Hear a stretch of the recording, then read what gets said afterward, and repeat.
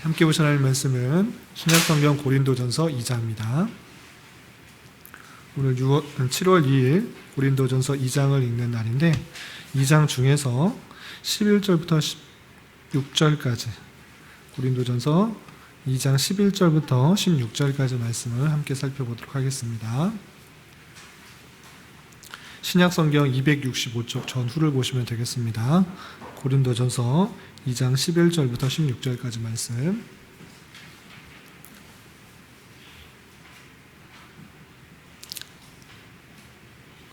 함께 봉독하겠습니다. 사람의 일을 사람의 속에 있는 영 외에 누가 알리요? 이와 같이 하나님의 일도 하나님의 영 외에는 아무도 알지 못하느니라. 우리가 세상의 영을 받지 아니하고 오직 하나님으로부터 온 영을 받았으니 이는 우리로 하여금 하나님께서 우리에게 은혜로 주신 것들을 알게 하려 하심이라. 우리가 이것을 말하거니와 사람의 지혜가 가르친 말로 아니하고 오직 성령께서 가르치신 것으로 하니 영적인 일은 영적인 것으로 분별하느니라. 육에 속한 사람은 하나님의 성령의 일들을 받지 아니하나니 이는 그것들이 그에게 어리석게 보이며 또 그는 그것들을 알 수도 없나니 그러한 일은 영적으로 분별되기 때문이라. 신령한 자는 모든 것을 판단하나 자기는 아무에게도 판단을 받지 아니하느니라. 누가 주의 마음을 알아서 주를 가르치겠느냐? 그러나 우리가 그리스도의 마음을 가졌느니라. 아멘. 이 시간에도 여기까지 나오신 여러분들 위해 하나님의 크신 은혜가 함께하기를 진심으로 기원합니다. 오늘 말씀 읽기 본문은 고린도전서 2장인데 7월 들어서 이제 고린도전서와 고린도후서를 읽게 될 것입니다.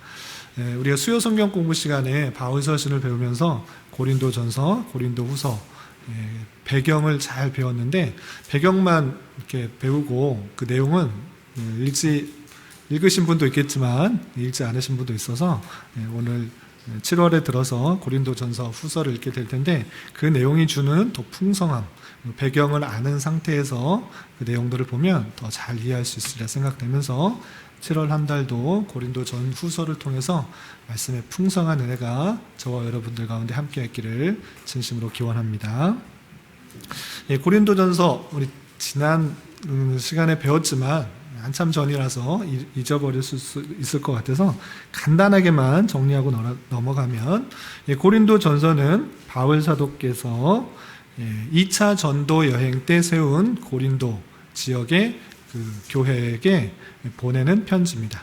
그런데 3차 전도 여행 때 에베소에 3년간 머무를 때 고린도 교회에 있는 여러 가지 안 좋은 상황을 듣고 그 상황에 대해서 하고자 하는 그 말씀을 전하기 위해서 디모데에게 편지를 전달하도록 해서 쓴 편지가 고린도 전서입니다.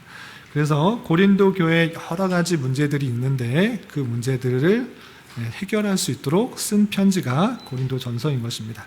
그런데 단순히 고린도 교회에 있는 문제다라고만 생각하지 말고 오늘날 우리 주변에서 또 우리 교회 안에서도 충분히 일어날 수 있는 일이므로 이러한 문제들이 있을 때 어떻게 하는 것이 하나님의 뜻인지를 잘 배워서 오늘날 우리 교회 또 우리 주변에 있을 일들에 대해서 잘 해결해 나갈 수 있는 그런 교훈으로 받아야 될 것입니다. 그래서 오늘 고린도전서 2장의 말씀인데 2장에는 어떤 내용들이 있고 그 내용을 통해서 우리가 어떤 것을 깨닫고 또 적용해야 될지 좀 살펴보도록 하겠습니다. 우선 크게 살펴보면 1장부터 4장까지는 그때 당시 고린도 교회에 있었던 분쟁 또는 분파에 대한 문제를 지적하면서 올바르게 하나 될 것을 강조하고 있는 것입니다. 그런데 혹시 기억나시는 분이 있으신지 모르겠는데 고린도 교회에 다양한 문제들이 있는데 우리가 7가지 정도로 문제를 좀 외웠으면 좋겠다라고 했는데 혹시 기억하고 계시는 분 있나요? 우리 하진이가 외우는 방법을 알려줬었는데 누가 말한 거예요? 하은이가 말한 거예요? 맞습니다. 성소 기부는 부. 알고 있었죠? 다 알고 있었는데 부끄러워서 말을 못한 것 같은데, 성소 기부는 부라는 앞글자만 떼서 성적 타락과 기타 문제와 또 소송 사건, 또 은사 문제, 우상 숭배 문제, 부활 문제, 그런 여러 가지 상황들, 그런 7가지 이상의 여러 가지 상황도 있었는데 대표적인 7가지 상황들은 알아두면 좋겠다 그랬습니다. 하은이가 아주 잘 말해줬는데 다른 분들도 알고 있었으리라 생각을 합니다. 첫 번째 1장부터 4장까지는 크게 분쟁에 관한, 분파에 관한 그런 문제들인데 어떤 문제가 있었는지 다시 한번 보겠습니다. 우리 1장에 보면 이런 표현이 있습니다.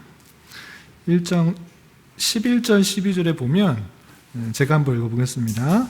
내 형제들아 글로의 저편으로 너희에 대한 말이 내게 들리니 곧 너희 가운데 분쟁이 있다는 것이라 하는 것입니다. 글로에라는 사람이 그 고린도 교회의 상황을 알려준 것입니다. 바울 사도에게.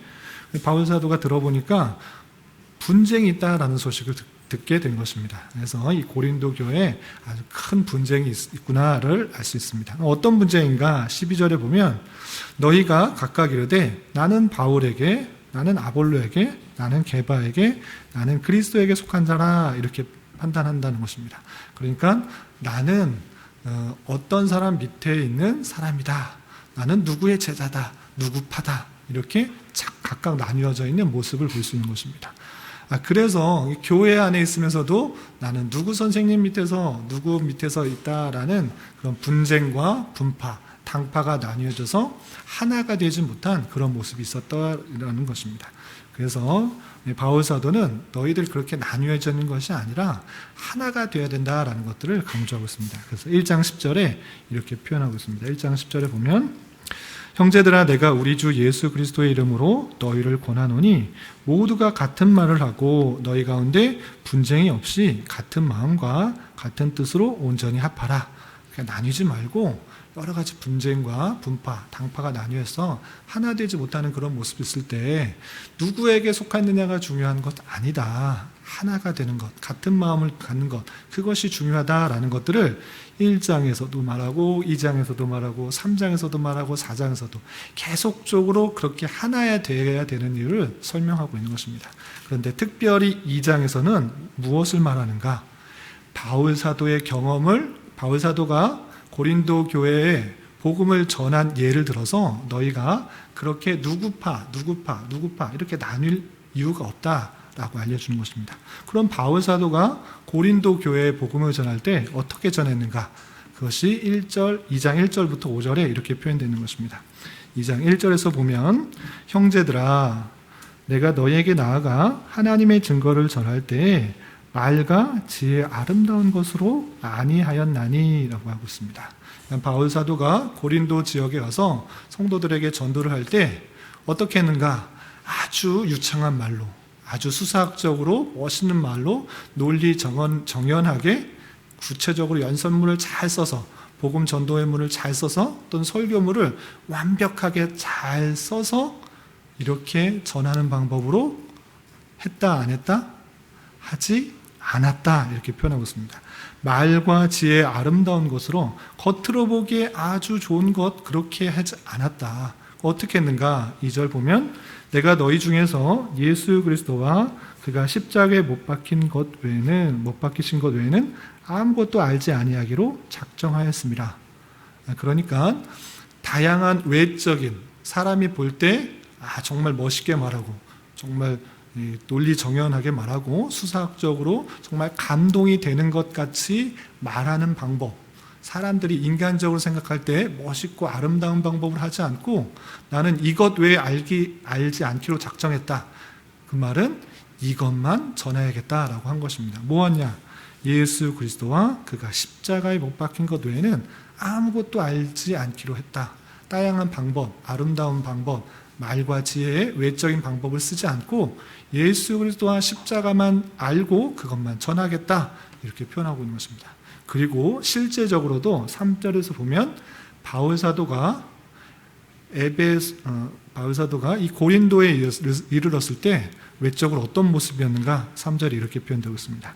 3절 보면 내가 너희 가운데 거할 때 약하고 두려워하고 심히 떨었노라.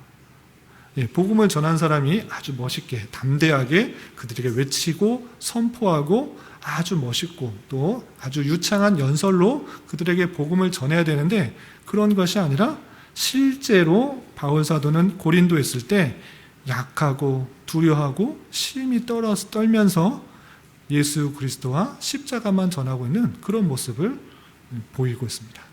그런데 중요한 것은 바울 사도가 약하고 부족하고 아주 단순하고 사람이 보기에는 도대체가 이해가 되지 않는 예수님께서 십자가에 달려 돌아가신 것이 어떻게 택한 사람을 구원하는 일인가 합리적으로 설명도 되지 않고 이해가 되지 않는 그런 일임에도 불구하고 어떻게 되는가, 왜 그렇게 했는가?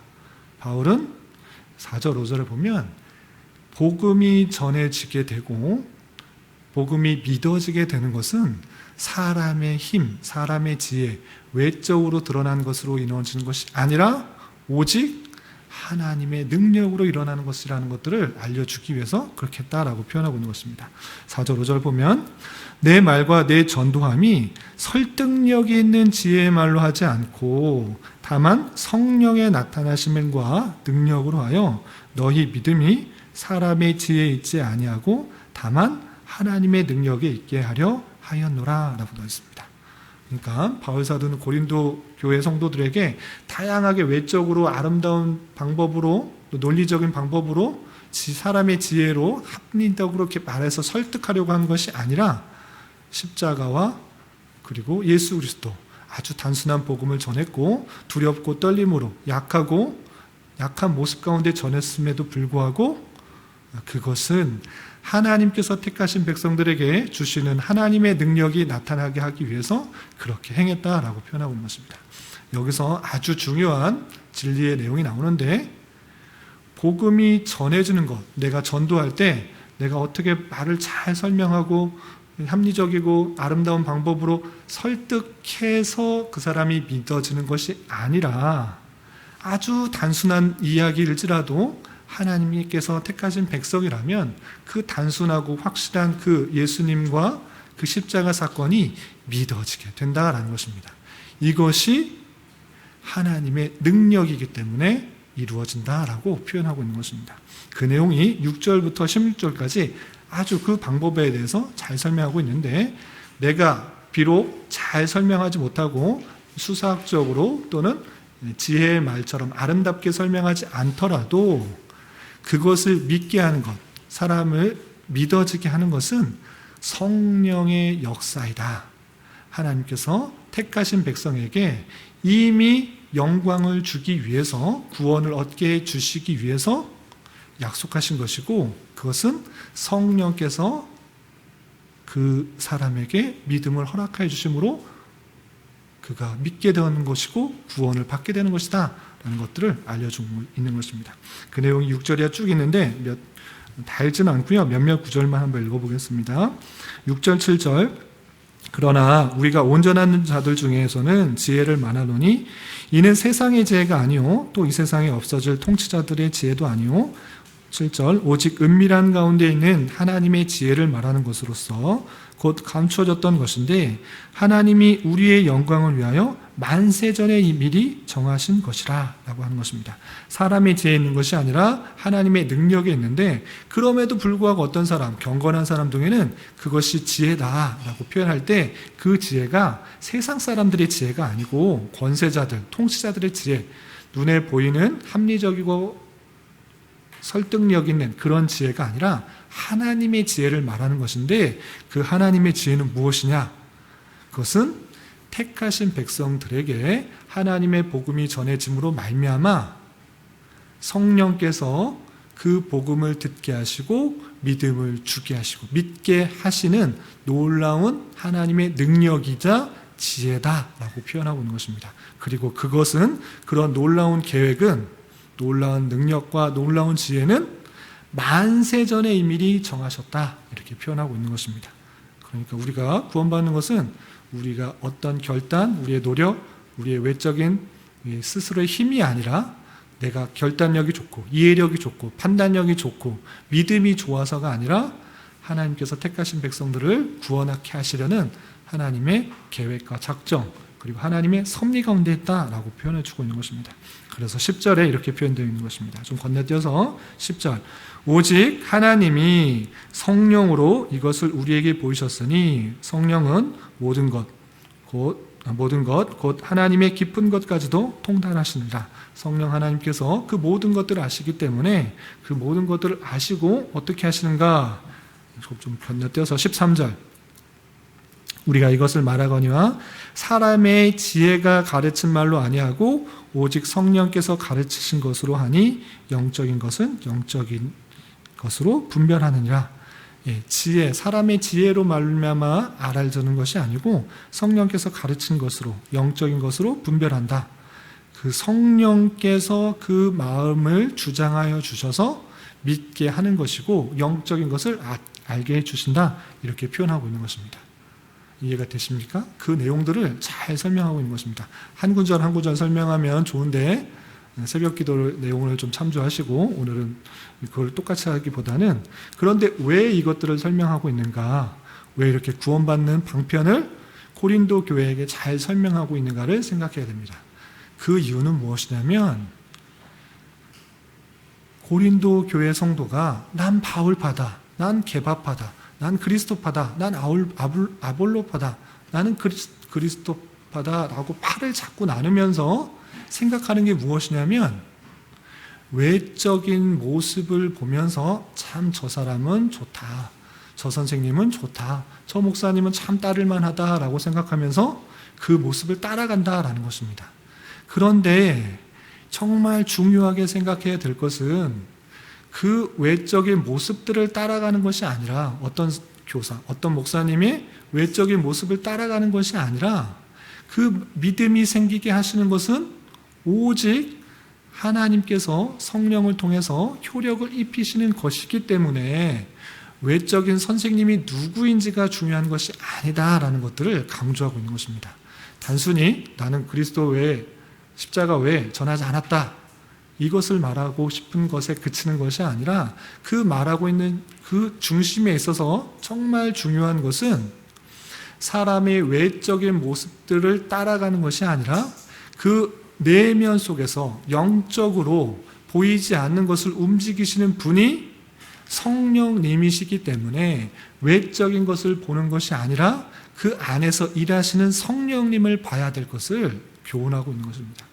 고린도 교회 성도들이 나는 게바파다, 나는 바울파다, 아볼로파다, 그리스도파다 자꾸 그 가르치는 사람을 보고 그 가르친 사람의 어떠함을 보고 분쟁과 분파와 당파로 나뉘어서 하나 되지 못하는 것들이 있는데 그런 외적인 것들을 보고 나뉘지 말고 그 속에서 역사하시는 분이 누구신지를 잘 생각해라 라는 것입니다.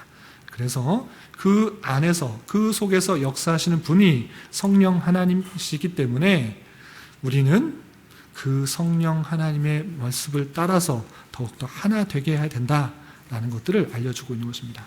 그리고 그 성령께서, 보이지 않는 성령께서 그 모든 것들을 깨우치시고 알게 하시고 믿음이 생기게 하셨으니 우리는 영적인 사람이 된 것이다. 그래서 영적인 것을 더욱더 분별해야 된다라는 것입니다. 이 성령께서 택하신 사람에게 성령께서 역사하여 주셔서 믿음을 주셨다. 그것은 영적인 일이기 때문에 그 영을 받지 않은 사람, 그런 육에 속한 사람이고 세상에 속한 사람이기 때문에 그 영적인 일을 전혀 알 수가 없다. 그러나 우리는 성령을 받았기 때문에 성령에 속한 자로서, 영에 속한 자로서 영적인 일들을 할 수 있다라는 것들을 알려주고 있는 것입니다. 그래서 14절에 육에 속한 사람은 하나님의 성령의 일들을 받지 아니하나니 이는 그것들이 그에게는 어리석게 보이며 또 그는 그것들을 알 수도 없나니 그러한 일은 영적으로 분별되기 때문이라 라고 하고 있습니다. 성령을 받지 않은 사람은 이 영적인 일을 전혀 알 수가 없는 것입니다. 육에 속했기 때문에, 세상에 속했기 때문에 이 보이지 않는 세계를 전혀 알 수가 없습니다. 하나님의 택하심 받지 않은 그 사람들은 아무리 성령께서 우리의 마음을 주장하여 주셔서 예수 그리스도를 믿게 하셨다라고 아무리 외쳐도 그 얘기가 합리적이지도 않고 또 논리적으로 증거될 수 있는 일들이 아니기 때문에 받아들이지 않다. 어리석게만 보이는 일들 뿐이다. 그러나 우리는 성령을 받았기 때문에 성령에 속한 자요 신령함에 속한 자다라고 표현하고 있는 것입니다. 그렇게 성령을 받은 자로서, 영에 속한 자로서 어떠한 모습으로 드러나는가 15절 16절에 이렇게 표현하고 있습니다. 신령한 자는 성령을 받은 자, 또 성령께서 우리에게 주장하셔서 영에 속한 자입니다. 그러한 자는 모든 것을 판단하나 자기는 아무에게도 판단을 받지 아니하느니라. 중요합니다. 신령한 자, 영에 속한 자는 성령의 일들을 모든 것을 판단하지만 아무에게도 판단을 받지 않는다라고 표현하고 있고, 그리고 16절에서는 누가 주의 마음을 알아서 주를 가르치겠느냐. 그러나 우리가 그리스도의 마음을 가졌다라고 표현하고 있습니다. 신령한 사람, 영에 속한 사람, 성령을 받은 자는 모든 것을 판단할 수 있습니다. 왜? 성령께서 지혜를 주셨기 때문에. 그래서 모든 사람들을 판단하고 그것이 옳고 그른지를 알아낼 수가 있습니다. 그러나 아무에게도 판단받지 않습니다. 그리고 또 세상 사람들은 이런 영적인 사실들을 전혀 알지 못하기 때문에 주를 가르칠 수가 없는 것입니다. 하나님을 알지도 못하고 또 성령도 알지 못하고 예수 그리스도께서 어떤 일들을 행했는지 그 십자가에 달린 사건이 왜 우리에게 영향력을 미치는지 알 수도 없고 가르칠 수도 없습니다.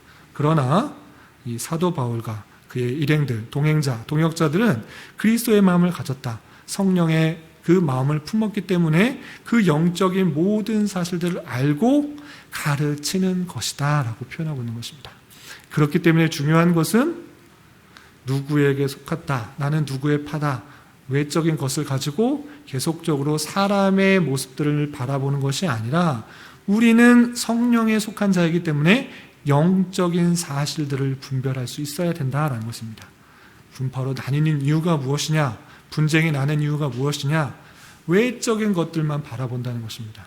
저 사람 참 좋다, 저 목사님 또는 저 교사 저 사람을 함께 하고 싶다, 저 사람은 참 보기가 안 좋다, 이런 식으로 각각 생각에 따라 계속적으로 나뉘고 있는데 그 안에서 운행하시고 역사하시는 하나님을 보고 성령님을 봐야지, 영적인 사실을 봐야지 외적인 것들을 자꾸 보면 나뉠 수밖에 없다라는 것들을 계속적으로 알려주는 것입니다. 우리가 바울과 그 동역자들은 그리스도의 마음을 가졌다, 성령께서 내 마음을 가운데 있는 것을 알려주었기 때문에 주를 가르치는 것이다, 그 성령의 내용들을 보며 더욱더 하나 되기를 힘써라, 이렇게 교훈하는 내용들로 이 내용이 맞춰지게 되는 것입니다. 이런 말씀을 통해서 여러 가지 것들을 생각할 수 있는데 세 가지로 교훈을 정리해 보았습니다.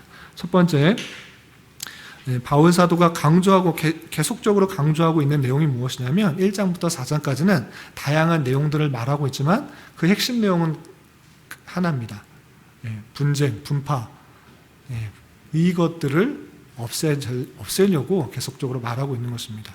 그 고린도 교회에 아볼로파다, 바울파다, 게바파다, 그리스도파다 자꾸 나뉘면서 하나 되지는 못하는 모습이 있을 때 성령께서 주장하여 주시고 역사하시는 그 내용을 보라라고 계속 강조하고 있는데, 마찬가지로 우리 또한 우리 교회 안에 그런 모습이 없을 수 있도록 해야 되는 것입니다. 우리 교회는 아직 크지 않아서 분쟁이 있고 분파가 있고 당파가 있고 나뉘지 않았지만, 그럼에도 불구하고 작은 교회임에도 불구하고 서로 다른 모습들로 인하여서 하나 되지 못할 수 있는 가능성들이 늘 존재하는 것입니다. 그런데 그 모든 상황을 하나님께서 역사하시고 다스리신다라고 했을 때 우리가 서로가 상대방이 자라온 신앙 배경, 자라온 환경 그조차도 하나님께서 인도하여 주셨다라는 사실들을 가지고 내가 갖고 있는 신앙과 조금씩 모습이 다른다고 해서 분리하거나 또는 나뉘거나 또 분쟁을 일으키면 안 되는 것입니다. 생각이 다를 수 있고 자라온 환경, 신앙 배경이 조금씩 다 다를 수 있다라는 사실들을 기억하면서 외적인 모습들로 인하여서 너무 나뉘고 또 하나 되지 못하는 그런 모습들을 가져서는 안 될 것입니다. 하나님께서 모든 것을 주장하셔서 그의 신앙을 이끄신다. 그 영적인 사실들을 기억하면서 더욱더 같은 마음을 가지고 또 뜻을 하나여서 상대방의 다름을 틀림으로 생각하지 않고 받아들이고 또 용납하고 그 가운데 역사하신 하나님을 이해할 수 있고 또 하나님의 역사하심들을 함께 고백할 수 있는 그런 모습으로 나아가야 될 것입니다. 그렇게 더욱더 하나 되기를 힘쓰는 우리 교회, 우리 모든 성도가 되기를 진심으로 기원합니다. 두 번째는 우리가 구원을 받게 된 것은 우리의 이해력이 뛰어나서 판단력이 좋아서 이것이 전혀 아니라 성령 하나님께서 그의 택하신 백성에게 효력을 주시는 놀라운 은혜다라는 것들을 이 장 전반에 걸쳐서 자세하게 설명하고 있습니다. 그렇기 때문에 내가 구원받은 것은 성령 하나님의 놀라운 은혜로 말미암아 구원을 받게 되었다라는 사실들을 다시 한번 깨달아야 될 것입니다.